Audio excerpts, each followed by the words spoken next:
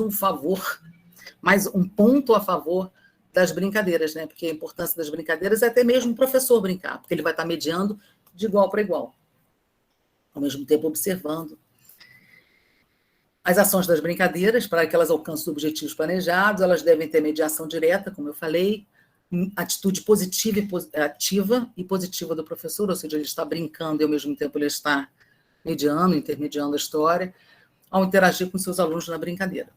Aqui é a professora brincando com roda, né? Brincadeira de roda. Por favor. Então,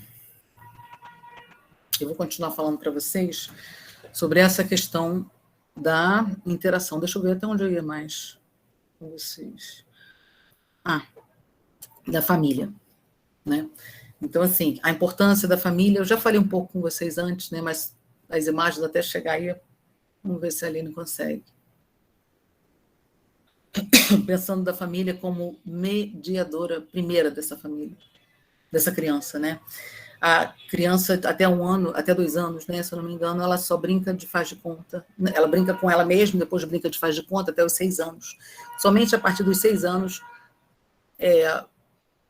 que ela começa a entender mais, internalizar as regras. Então, os jogos eles são muito mais bem recebidos pelas crianças a partir dos 6 anos. Pode passar, por gentileza. A família, a primeira mediação da aprendizagem, como eu disse, a importância do brincar na família e as interferências que acontecem, né? Tanto a brincadeira de faz de conta, conta de imitação, conta de regras, elas têm um grande fortalecimento de vínculos, de vínculo afetivo, né? Então, assim, quebra muitas barreiras, né? Não só para a aprendizagem, mas para fortalecer esse vínculo com o professor, com os colegas, com a família, enfim. Ao brincar com seus filhos ou netos, os adultos desenvolvem orientações de respeito, solidariedade, autonomia e criatividade em suas crianças. Dessa maneira, ele será estimulado o desenvolvimento social dessa criança, afetivo e de inúmeras inteligências. Tá bom? Inclusive as motoras, né? Pode passar, por gentileza. Aqui foi a palestra que eu falei, onde uma avó fala, né, dessa criança de brincar do bingo, né, que ela brincava e quanto ajudava a essa relação e acalmar, porque muitas vezes o neto dela, né, autista, ele estava gritando e ela disse que não conseguia acalmá-lo, ela chamava para jogar bingo e a premiação em bombom. E ela falou que era uma forma de controlá-lo. Tem outro relato também de um tio que fala sobre contação de histórias e é interessante que era uma das crianças mais ligadas à leitura da escola naquele período, né? Ela estava no 1º ano e ela era mais interessada, foi que aprendeu ele melhor, mais rápido, melhor não, desculpa, gente, mais rápido, né? Essas aquisições. E ela depois, no decorrer do tempo, a gente foi observando e como ela era estimulada na leitura, olha que interessante, na escrita através desses contos, né? Graças a esse tio. Pode passar, por gentileza?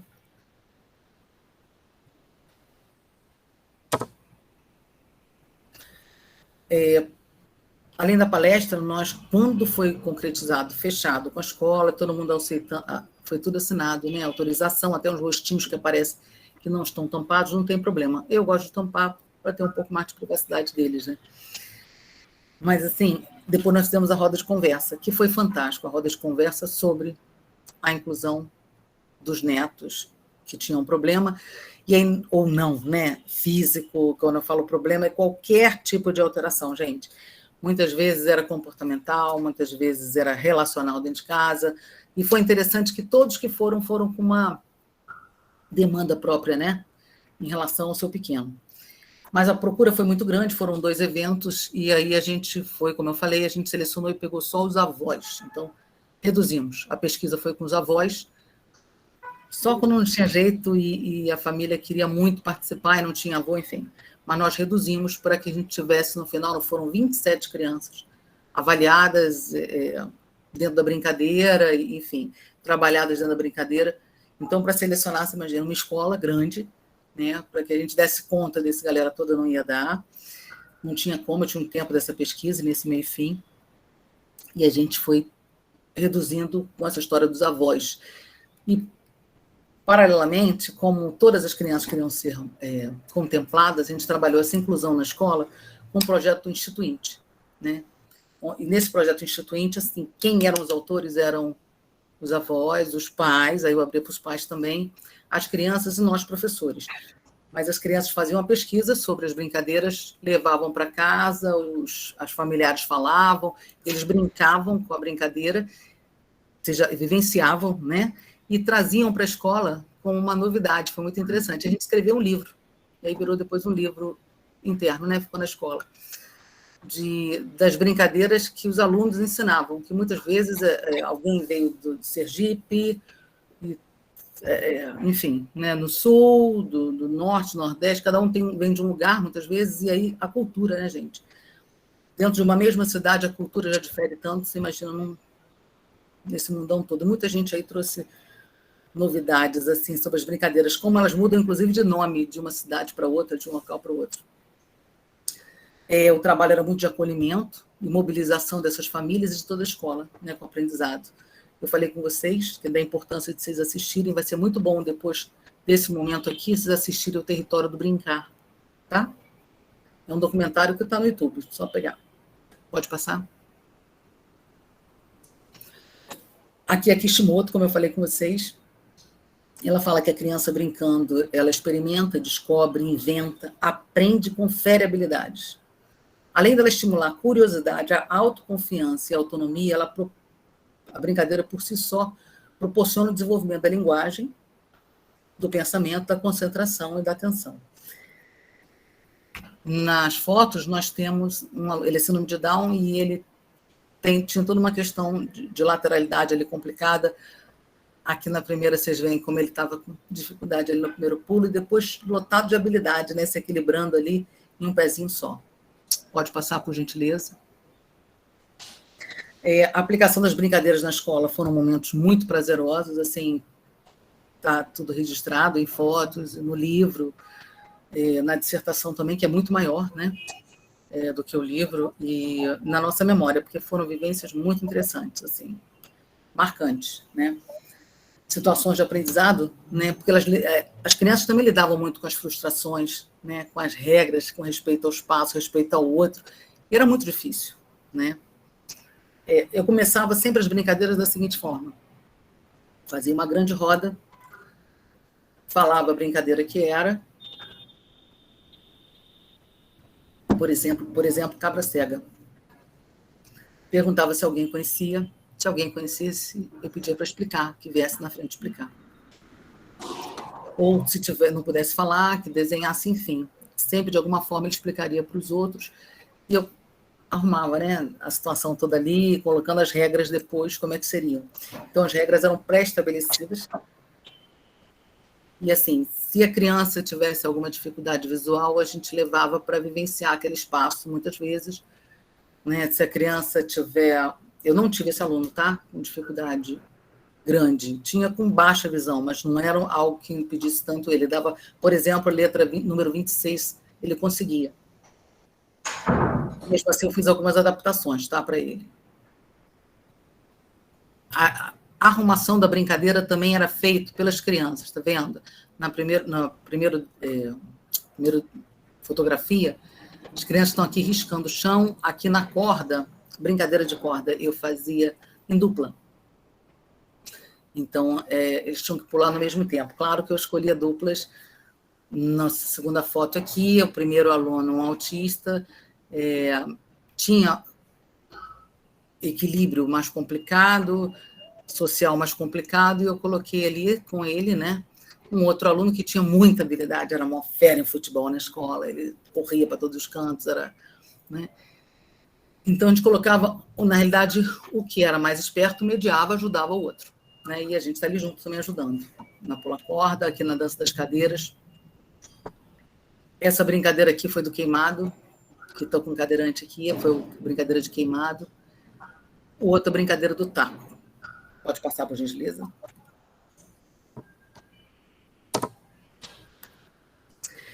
Nós observamos que... E essa figura também aqui ficou trocada, né? Está invertida aqui.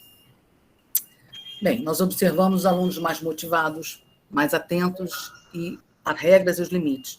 Então, assim, os professores em sala de aula conseguiram bater o martelo, sabe, sobre algumas regras que já tinham sido estabelecidas, e as crianças elas ficaram muito mais atentas, elas conseguiram responder muito mais positivamente a todas as regras, a todos o momento do silêncio, enfim.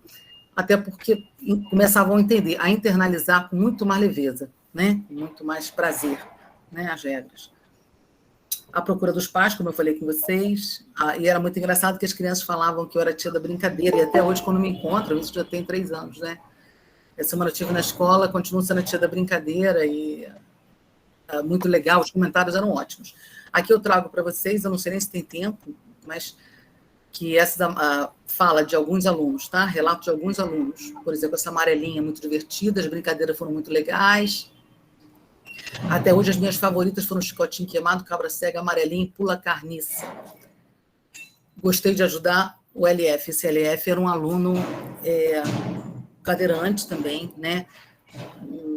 Com encefalopatia crônica de infância, com dificuldade muito grande motora, enfim. Tinha muitos espasmos, e ele adorou, esse menino do 2º ano, ele adorou ajudar o outro colega, né? Que nem era da turma dele.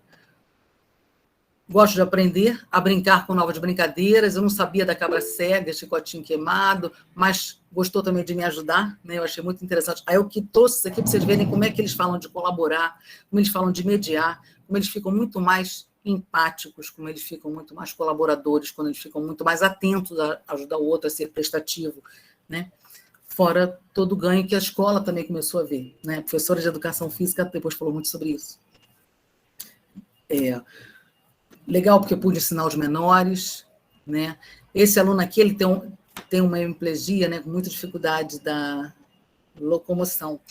A fala dele foi: eu nunca brinquei disso e gostei muito de pique e pula-corda. Olha como é que foi legal. Os alunos com deficiência motora, eu prendia ao meu corpo ou da professora de apoio com velcro, sabe? E pulávamos cordas juntos. O hemiplégico deu para ele pular segurando as mãozinhas. E para ele foi uma experiência ótima, por isso que a gente colocou em dupla. Tá? Uma coisinha só que eu acredito que seja muito importante para que vocês, né, ouçam, para que eu possa realmente trabalhar essa inclusão numa turma, eu preciso fazer com que todos fiquem mais ou menos em condições, pelo menos parecidas ali. Né? Por exemplo, se eu vou trabalhar com como é que eu vou dizer, com um cego ali, eu vou botar cego, completamente cego, eu vou ter que colocar a amarelinha como um bambolê fixado no chão, né? Todos descalços, por exemplo. E aí e trabalhar com guiso, né? Para jogar, e ele ouviu pelo som, certo? Então, essa brincadeira adaptada, é importante que todos brinquem assim. Então, é muito legal, porque é uma brincadeira que ela muda as regras, né? Todos precisam brincar daquela forma. E ao invés de pular em cima daquilo, vamos pular em cima do bambolê, né? Com toda a regra que vai ser estabelecida ali naquele momento. Foram 16 brincadeiras adaptadas, né? A dedanha, amarelinha, chicotinho queimado, batatinha frita, 1, 2, 3, cabra cega, dança das cadeiras, estátua, mamãe posso ir, morto-vivo, passa-anel, pique-esconde, pula-carniça, roda, queimado, taco, pula-corda. Nós tivemos que reduzir, assim, para 16, porque se deixasse a gente tinha muito mais, né? E a pesquisa ficaria muito maior, o livro muito maior, mas a gente preferiu reduzir. Vamos lá? Valéria, nós temos mais 5 minutinhos e aí também o chat está aberto para se alguém quiser se colocar, tá bom? Sim, eu vou tentar acelerar, se você puder passar, por favor. Passo sim.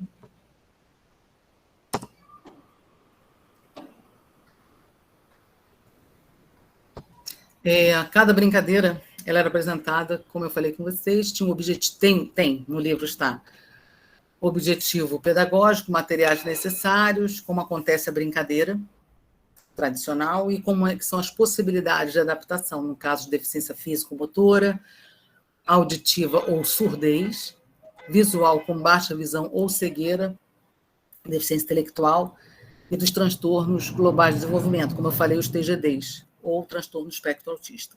Pode passar, por gentileza. Aqui eu trouxe um exemplo para vocês, por exemplo, na amarelinha, estimular a percepção visual e a tátil sinestésica. na amarelinha, olha quanta coisa legal para se trabalhar. E isso a gente está falando da questão somente do desenvolvimento global, tá? Eu não estou falando de um conteúdo programático que eu poderia trabalhar ali também, para fixar, no caso, né? Então, estimular a percepção visual tátil-sinestésica, estimular especificamente a coordenação visomotora, ativar a atenção, desenvolver a linguagem, a estruturação de estratégia e a criatividade, estimular a lateralidade, a orientação e organização espacial temporal, oportunizar situações novas para superar expectativas, medos e frustrações, como eu apresentei para vocês em algumas fotos ali, as crianças mais com medo, enfim, mas como é que elas conseguiram superar, né? Possibilitar os acessos cognitivos e neuromotores, porque a gente está falando de regras, a gente está falando do primeiro, do segundo, do terceiro, de esperar, tem a fila, tem muitas questões aí, né? Estimular o equilíbrio, a motricidade ampla, fina, autoimagem, autoconfiança, a identificação dos números em diferentes contextos e funções, né? Quantificar, a gente pode quantificar, pode comparar, pode sequenciar, e oportunizar a reconstrução e organização de ações no plano de pensamento, né? Facilitar a compreensão de regras, limites, respeito ao outro, empatia e colaboração. Pode passar, por gentileza?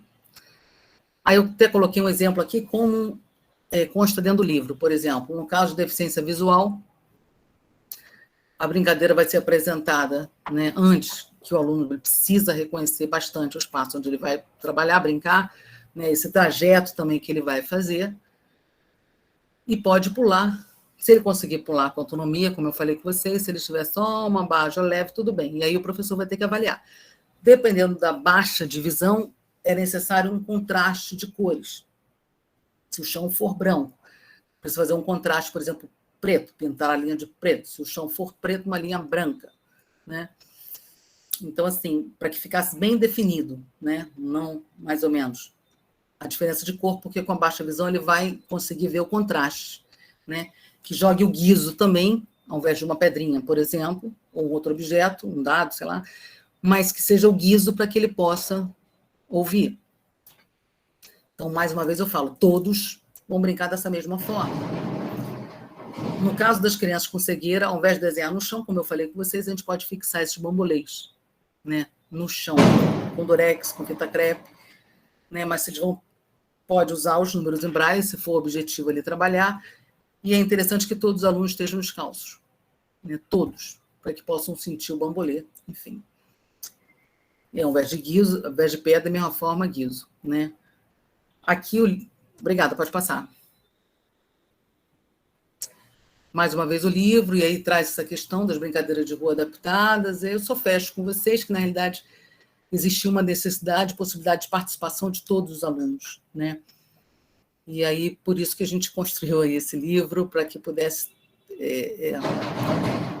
trazer para mais pessoas, né? Levar para mais pessoas, no caso, trazendo aqui para vocês a importância da gente usar uma ferramenta tão simples, né? Tão barato, né? O povo da escola pública, então, tem muitas vezes mais dificuldades, né, com material e tal. A gente tem muito material, mas a gente não tem jeito. Com a criatividade, com amor, né? O professor é lotado de amor. Está aí a editora, alguém quiser o livro, consegue pela editora CRV, né? @editoracrv.com.br. Você vai conseguir esse livro. Tá bom?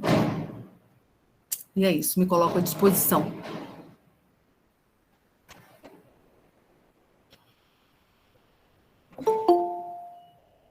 Obrigada, Jéssica.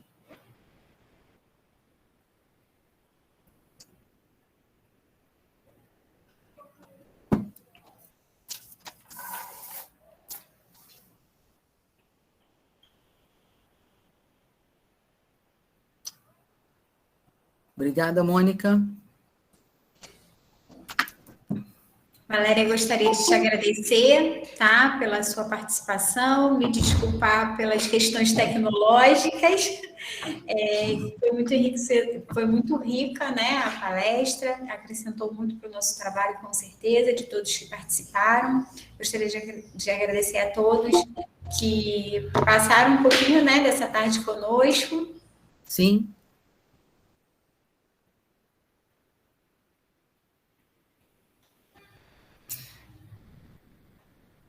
Posso falar, Aline? Pode sim, querida. Não sei se tem mais espaço, né, de tempo para dúvidas, mas eu não sei como é que vai ser, mas se vocês quiserem também anotar o meu e-mail, é Valéria Menezes, com Z, menezes.r@gmail.com. Você consegue escrever no chat, Aline? Eu não sei como é que eu poderia escrever. Eu vou repetir. Valéria, está na oi. tela do seu slide. Não está na tela do meu A slide. apresentação. Ah, está aqui, gente, desculpa. Está bem aqui na tela, aqui embaixo, tá? Está bem negrito. Tá? Se vocês tiverem alguma dúvida, obrigada, meninas. Obrigada pelo carinho de vocês, né? Eu estou vendo só aqui no chat, eu estou vendo só os comentários, mas o e-mail vocês podem ficar à vontade, tá bom? Perguntar, acrescentar, e qualquer dúvida, qualquer questão também. Certo? Eu posso ajudar vocês. Muito agradecida. Gostaria muito mesmo de agradecer. Infelizmente, nesse momento, a gente não tem mais disponibilidade de horário, né? Mas aí a Valéria deixou o contato dela disponível para qualquer dúvida que a gente possa vir a ter. A gente está entrando em contato. Tá bom? Obrigada. Nada. Tchau, tchau. Tchau.